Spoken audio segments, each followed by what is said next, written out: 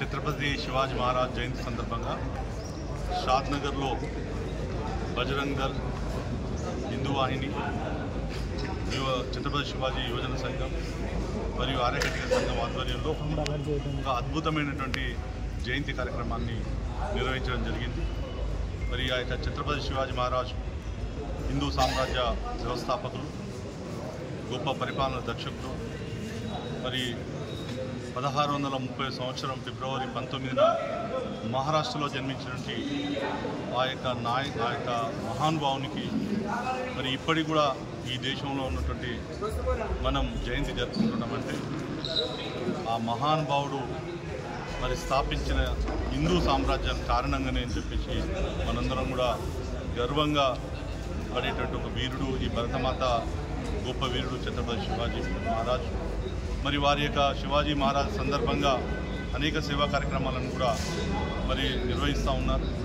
ఈరోజు ఇక్కడ బజరంగ్ దళ్, హిందూ వాహిని ఆధ్వర్యంలో తలసేమియా వ్యాధితో బాధపడేటువంటి చిన్నపిల్లలకు మరి రక్తాన్ని సేకరించి వాళ్లకు ఇవ్వాలి, అండగా ఉండాలని చెప్పేసి ఈ కార్యక్రమాన్ని చేపట్టినటువంటి ఇక బజరంగ్ దళ్ యువకులకు, హిందూ వాహిని మరియు విశ్వ హిందూ పరిషత్ అందరూ కూడా సభ్యులను అభినందిస్తూ మరి ప్రతి 15 రోజులకు ఈ తలసేమియా వ్యాధిలో బారిన ఉన్నటువంటి వాళ్లకు ఇక రక్తం అందించాల్సి ఉంటుంది. కాబట్టి శివరాంపల్లిలో ఉన్నటువంటి హాస్పిటల్లో ఉన్నటువంటి వారు మరి ఈ యొక్క బాధితులకు అండగా ఉంటున్నారు. కాబట్టి సో మనందరం కూడా రక్తాన్ని దానం చేద్దాం, మరి అందరికీ కూడా ప్రాణాలను నిలబెడదామని చెప్పేసి యువతను కోరుకుంటూ మరి యువత ముఖ్యంగా ఏదైతే ఛత్రపతి శివాజీ మహారాజును ఆదర్శంగా తీసుకోవాల్సిన అవసరం ఉంది.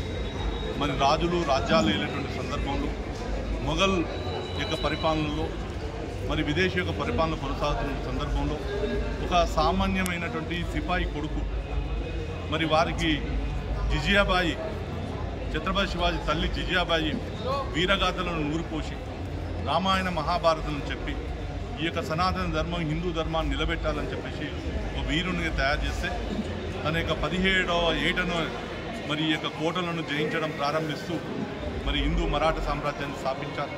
ఒకవేళ ఈ దేశంలో శివాజీ పుట్టకపోయి ఉండుంటే మరి ఈ యొక్క భారతదేశం ఈరోజు భారతదేశంగా ఉండేది కాదు, పాకిస్తాన్, బంగ్లాదేశ్గా మరి ఇది కూడా మారిపోయి ఉండేది. అందుకోసం యువత వారిచ్చిన స్ఫూర్తిని మనం అందరం కూడా తీసుకొని ఒక ఆత్మవిశ్వాసంతో మనందరం కూడా ముందుకు పోవాలని చెప్పేసి కోరుకుంటూ మరి ఛత్రపతి శివాజీ జయంతి శుభాకాంక్షలు తెలియజేస్తాం.